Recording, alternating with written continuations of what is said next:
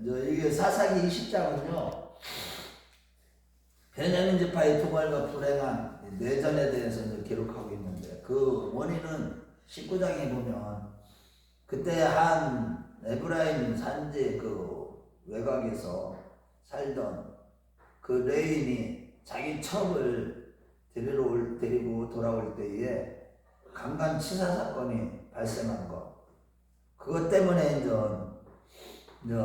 그 레인이 그 첩을 갖다가 집에 돌아와서 그 토막을 내서 이스라엘 12지파에게 다 보내. 그것을 인해서 미스바에 온 백성들이 다 모였는데, 단에서 브엘사벨까지라는 표현을 일자리로 쓰고 있는데, 한번 1절 읽어봐요. 시작. 이에 모든 이스라엘 자손이 단에서부터 브엘사벨까지 길르앗 땅에서 나와서 그 회중이 일제히 미스바에서 여호와 앞에 모였으니, 단에서부터 브엘사벨, 단은 이스라엘의 최북단 지역이에요. 그러고 최남단은 브엘사바예요. 그러고 길르앗은 동쪽이에요. 그러니까 이스라엘의 모든 지파가 다 모였다, 이런 표현을 쓴 겁니다. 온 백성이 모였는데, 그게 그때 지도자들 외에도 칼을 쓰는 자가 40만 명까지 모였던 거예요. 너무 잔인하게 사람이 죽었던 것을 듣고서 이게 도대체 무슨 일인가?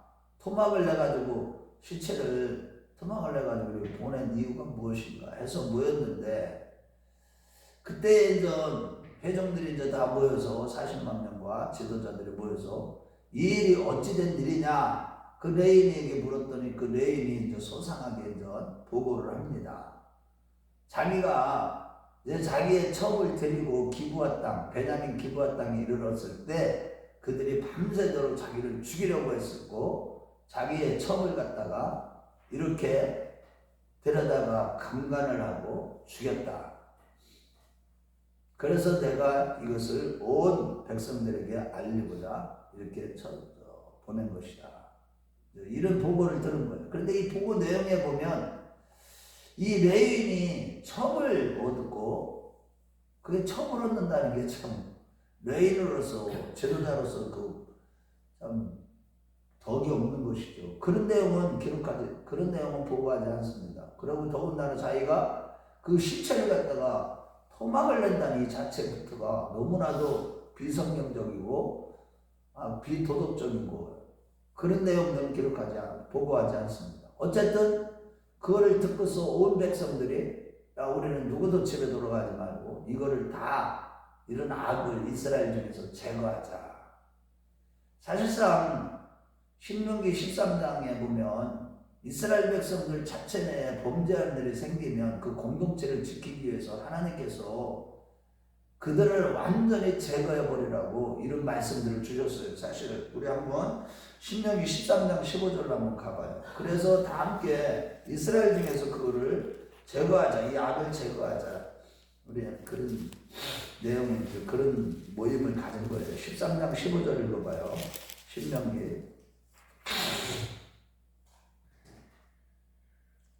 자, 시작. 너는 마땅히 그 성읍 주민을 칼날로 죽이고 그 성읍과 그 가운데 거주하는 모든 것과 그 가운데 가축을 칼날로 죽이라고. 그러면서 이제 그 뒤에 보면은 다 이스라엘에서 악을 제거하라. 우리 한번 17장 7절도 가봐요. 신명기. 이런 자를 죽이기 위하여는 증인이 먼저 그에게 손을 댄 후에 온 백성의 손을 댈지니라. 너는 이와 같이 하여 너희 중에서 악을 제할지니라. 그러고 19장 19절부터 20절, 19장 19절부터 20절. 그가 그의 형제에게 행하려고 꾀한 그대로 그에게 행하여 너희 중에서 악을 제하라. 그리하면 그 남은 자들이 듣고 두려워하여 다시는 그런 악을 너희 중에서 행하지 아니하리라. 어쨌든 이스라엘 백성 중에서 이러한 악을 제거하는 게 마땅하지 않느냐. 그래가지고 결국에는 그 회의를 하고 이제 기브아 사람들한테 갔는데, 그때 베냐민 사람들이 그 비류들, 그 악한 자들을 내놓지 않고 오히려 전쟁을 선포하고 26,700명이 모이게 됩니다. 그 중에 700명은 물맥들을 잘 돌리는 왼손잡이, 그러니까 양손을 다 쓸 줄 아는, 그러니까 전쟁에 아주 정확하게, 이 다윗이 물맷돌로 골리앗을 쳐서 박혀서 그 골리앗 이마에 박혀 죽일 정도로 아주 전쟁에 능한 자들이 700명이었어요. 그래갖고 이제 전쟁이 이제 일어나게 되는데 그때 하나님께 기도했을 때 나아가라. 그래갖고 누가 먼저 나아가리까? 유다 지파가 먼저 나아가라. 그래서 유다 지파가 먼저 나아가고 전쟁이 딱 치었는 이제 전쟁을 했는데 그런데 이 40만 명하고 2만 6천 명하고 전쟁을 했을 때 오히려 그 물맷돌 부대에 의해서 아이고 첫날에 2만 2천 명이 죽은 거예요. 그래갖고 그 다음날 다시 모여갖고 또 다시 쳤는데 그때도 또 18,000명이 또 죽는 거예요. 이스라엘의 칼을 잘 쓴 용사들이. 그래갖고 이제 울면서 기도하면서 그렇게 나아갔는데 이번에는 셋째 날에는 하나님 앞에 다시 기도한 거예요. 울면서 베들에 모여가지고 다 기도하면서 금식까지 하면서 이번에는 울며 금식까지 하면서 하나님께 기도했을 때 그때에 하나님이 이제 나가라. 내가 그들을 너희 손에 넘기리라. 이런 말씀을 주십니다. 그래 한번 가보겠어요. 우리 한번 26절과 27절, 28절까지 26절부터 시작. 이에 온 이스라엘 자손 모든 백성이 올라가 베델에 이르러 울며 거기서 여호와 앞에 앉아서 그날에 저물도록 금식하고 번제와 화목제를 여호와 앞에 드리고 이스라엘 자손이 여호와께 물으니라. 그때는 하나님의 언약궤가 거기 있고 아론의 손자인 엘르아살의 아들 비느하스가 그 앞에 모시고 섰더라. 이스라엘 자손들이 여쭈기를 우리가 다시 나아가 내 형제 베냐민 자손과 싸우리까 말리까 하니 여호와께서 이르시되 올라가라. 내일은 내가 그를 내 손에 넘겨주리라 하시는지라. 여기 보면 이제 아론의 손자 엘르아살의 아들 비느하스 제사장 여호수아를 때에 초기에 전국 초기에 제사장 역할을 했던 성막에 섬기던 자였죠. 그런데 그를 중심으로 해서 이렇게 하나님 앞에 물어본 거예요. 그러니까 하나님이 이제는 내가 너희를 그 손에 넘겨주리라. 이제 그 말씀을 들은 거예요. 그렇다면 왜 하나님께서는 분명히 유다 자손을 앞세우고 먼저 나가라, 전쟁에 나가라 이렇게 해놓으셨는데 그들이 패배했을까요? 두 번이나. 여기에는 사사기 기자가 우리에게 가르쳐주는 교훈이 무엇인가? 사사시대는 그들은 영적으로 타락했을 뿐만 아니라 도덕적으로 타락한 그런 시대였기 때문에 그래서 이제 그들을 하나님이 심판하시는, 그래서 이스라엘 전체가 다 고통을 당하는 것이죠. 그런 차원에서 이렇게 이해를 해야만 되겠죠. 그리고 세 번째는 그들 결국은 다 전쟁에 나가서 그들을 치게 하시는데 이번에는 세 번째는 나갔을 때 복병술, 여호수아서 8장에 보면 아이성을 정복할 때 그 방법대로 복병술을 써서 베냐민 족속 사람들을 쳐 죽이는데 그때 약 2만 5천 명을 다 쳐 죽이는 그 방법에 대해서 이제 36절부터 쫙 설명을 하고 있어요. 마지막 절까지. 자, 이래서 결국은 베냐민 지파 사람들이 거의 다 죽고요. 600명은 광야로 도망가서 4개월 동안 숨어 지내는. 그래도 그동안에 이제 베냐민 그 성읍에 가서 그때의 베냐민 사람들을 닥치는 대로 그 성읍을 다 불살라버리고 사람들을 다 죽여버리고. 그래서 결국은 어떤 위기까지 오냐면 이스라엘의 12지파 가운데 이 베냐민 지파가 한 지파가 사라질 수 있는 그런 위기까지 오게 된 겁니다.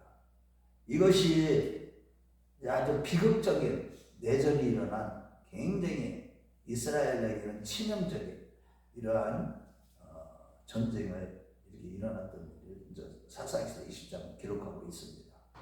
사사시대 때에 이런 엄청난 원수들, 주변 나라들을 쳐 죽인 게 아니라 그 한 사건을 비롯해서 그 한 사건 때문에 이스라엘의 지파 가운데 한 지파가 없어질 위기까지 치닫는 아주 불행한 일이 일어나게 된 것입니다. 이런 거를 볼 때 우리도 마찬가지예요. 신앙생활 하면서 몇 사람의 죄로 인해서 아이성을 정복할 때 그 아간의 죄로 인해서 이스라엘 백성들이 패배했던 것처럼 우리 마찬가지입니다. 교회 안에도 보면 성도들 가운데 누가 지체들 가운데 죄를 범하는 것을 보고도 너희는 가서 두 사람이 가서 증거하여 그를 권면해도 그래도 듣지 않으거든 그를 중에서 이스라엘 그 공동체에서 끊어버려라. 그를 내쳐버려라. 이렇게 예수님께서도 이런 교훈을 주셨습니다만 우리도 마찬가지예요. 교회 안에서 어떤 죄를 보고도 그거를 갖다 권면하지 않고 그냥 아유 괜찮아 아유 사람만 많이 오면 좋다고 이런 식으로 교회들을 하니까 그냥 그렇게 하나님의 말씀대로 교회를 지키지 못하니까 오늘날 교회들이 그렇게 심각하게 위기에 치닫게 되고 영적으로 타락하게 되고요. 교회 안에 성령의 임재가 사라지게 되고 보면은 하나님의 은혜가 떠나버리는 그런 교회들이 부지기수예요. 왜 그런 거야? 그걸 잘 알아야 돼요. 우리 교회는요 지극히 거룩한 교회입니다. 예수 그리스도의 반석 위에 세워진 교회, 말씀 위에 세워진 교회인데 하나님의 교회가 거룩성을 잃어버리면 모든 것을 다 잃어버리게 되는 거예요.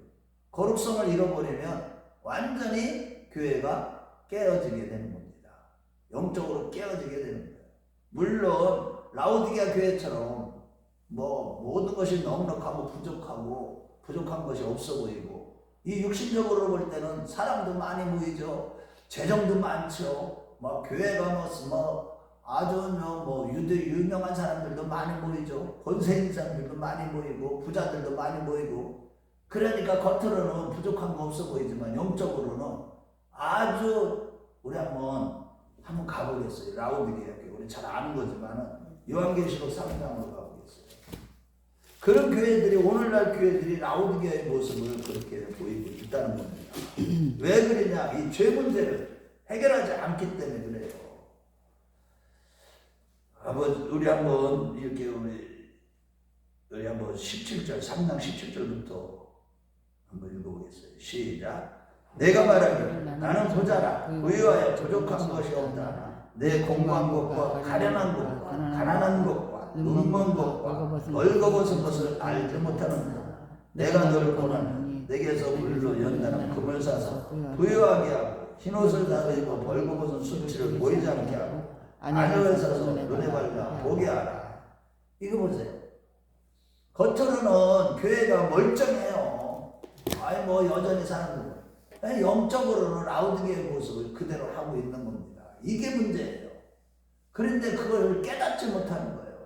자기가 지금 여기도 오늘 전쟁에서도 보면은 이 기브아 사람들, 베냐민 사람들이 자기들이 지금 이렇게 전쟁하면서 죽어가고 지금 패배하고 있는 것을 알지 못하더라. 그 중간에 말씀이 나오고 있듯이 알지 못하는 거예요. 영적으로 병들어서 죽어가고 있는 그 교회의 현실을 보지 못하는 거예요. 현실을 직시하지 못하는 거예요. 왜? 말씀이 없기 때문에. 분별력이 없는 거예요. 교회가 지금 숫자가 많이 모이면 무조건 교회가 잘 되는 걸로 착각하는 거예요. 교회 안에 영적으로 거룩함을 잃어버리면요 아무리 외형적으로 큰 교회고 사람이 많이 모여도 그 교회는 하나님의 교회라고 할 수 없는 겁니다. 교회의 가장 중요한 것은 뭐냐? 거룩성이에요. 거룩한 교회예요. 성도들이 깨끗하고 성결해야만 되는 겁니다. 이 거룩성을 잃어버린 교회들이요 그거는 능력이 없어요. 사단이 그 교회를 아주 와서 자리를 잡고 있는 겁니다. 그래서 마지막 때는 18장이 계시록 18장 17장에 보면 영적으로 보면 음녀가 다 되어버린 거예요. 음녀들이 되는 거예요. 그래서 우리가 이제 이런 문제들을 잘 이해를 해야 됩니다. 그래서 결국은 완전히 하나님의 심판을 받듯이 여기도 보세요. 베냐민 사람들 이렇게 이스라엘 총회가 결정한 것을 미스바에 모여서 모든 것을 결정했는데도 자기 동족이라는 자기의 지파 사람들이라는 그 한 가지 이유 때문에 그 죄를 기브아 사람 몇 명 비류들을 내놓으면 이런 전쟁이 일어나지 않았을까? 그 비류들을 그것을 버리지 못하고 그거에 대해서 끈끈한 인간적인 적 그것 때문에 결국 이렇게 되잖아요. 오늘날 그게 대표적으로 어떤 거예요? 오늘날 보면 인본주의에 사로잡힌 이게 보면